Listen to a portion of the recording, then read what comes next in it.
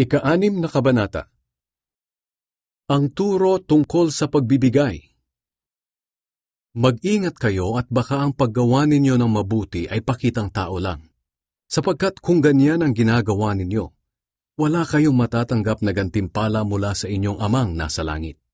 Kaya kapag nagbibigay kayo ng tulong, huwag na ninyo itong ipamalita gaya ng ginagawa ng mga pakitang tao roon sa mga sambahan at sa mga daan upang purihin sila ng mga tao. Ang totoo, tinanggap na nila ang kanilang gantimpala. Sa halip, kung magbibigay kayo ng tulong, huwag na ninyo itong ipaalam kahit sa pinakamatalik nyong kaibigan upang maging lihim ang pagbibigay ninyo. At ang inyong amang nakakakita sa ginagawa ninyo ng lihim ang siyang magbibigay ng gantimpala sa inyo. Ang turo tungkol sa pananalangin. Kapag nananalangin kayo, huwag kayong tutulad sa ginagawa ng mga pakitang tao. Mahilig silang manalangin ng nakatayo sa mga sambahan at sa mga kanto ng lansangan para makita ng mga tao. Ang totoo, tinanggap na nila ang kanilang gantimpala. Sa halip, kung mananalangin kayo, pumasok kayo sa inyong kwarto at isara ang pinto, at saka kayo manalangin sa inyong ama na hindi nakikita. At ang inyong ama na nakakakita sa ginagawa ninyo ng lihim ang magbibigay ng gantimpala sa inyo. At kapag nananalangin kayo, huwag kayong gumamit ng maraming salita na wala namang kabuluhan, tulad ng ginagawa ng mga taong hindi kumikilala sa Diyos. Akala nila ay sasagutin sila ng Diyos kung mahaba ang kanilang panalangin. Huwag niyo silang gayahin, dahil alam na ng inyong ama kung ano ang kailangan ninyo, bago pa man ninyo ito hingin sa Kanya. Kaya manalangin kayo ng katulad nito. Ama naming nasa langit, sambahin nawa kayo ng mga tao. Naway magsimula na ang inyong paghahari, at masunod ang inyong kalooban dito sa lupa, tulad ng sa langit. Bigyan niyo po kami ng aming pagkain sa araw-araw. Patawarin niyo kami sa aming mga kasalanan, tulad ng pagpapatawad namin sa mga nagkasala sa amin.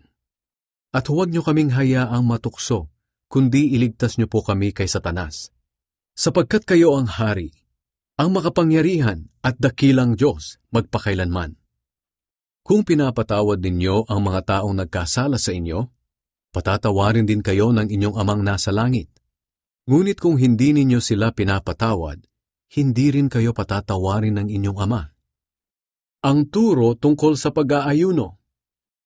Kapag nag-aayuno kayo, huwag ninyong tularan ang mga pakitang tao, sapagkat sinasadya nilang hindi mag-ayos ng sarili para ipakita sa mga tao na nag-aayuno sila. Ang totoo, tinanggap na nila ang kanilang gantimpala. Sa halip kung mag-aayuno kayo, maghilamos at mag-ayos kayo ng sarili, upang hindi malaman ng mga tao na nag-aayuno kayo maliban sa inyong ama na hindi nakikita.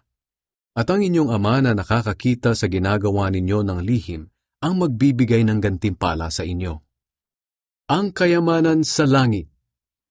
Huwag kayong mag-ipon ng kayamanan para sa inyong sarili rito sa mundo.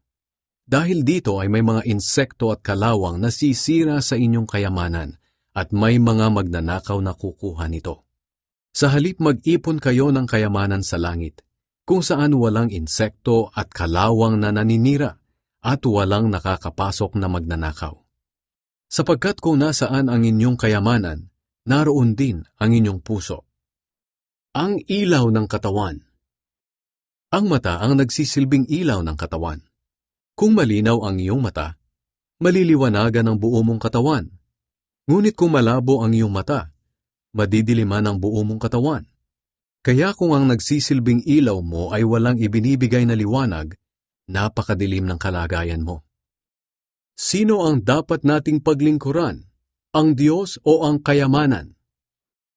Walang taong makapaglilingkod ng sabay sa dalawang amo, sapagkat kapopootan niya ang isa at iibigin ang ikalawa, o kaya'y magiging tapat siya sa isa at hahamakin ang ikalawa.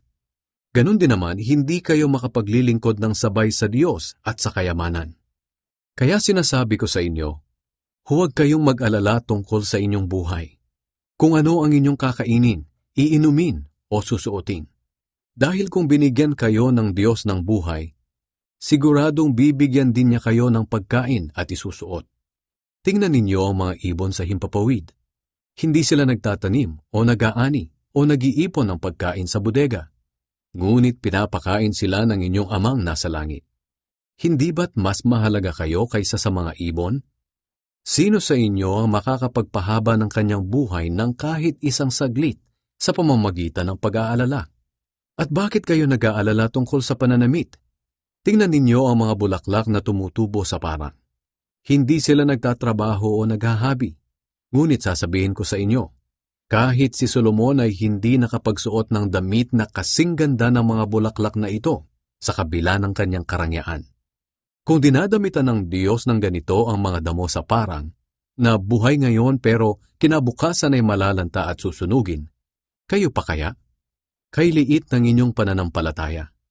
Kaya huwag kayong mag-alala kung ano ang inyong kakainin, iinumin o susuotin.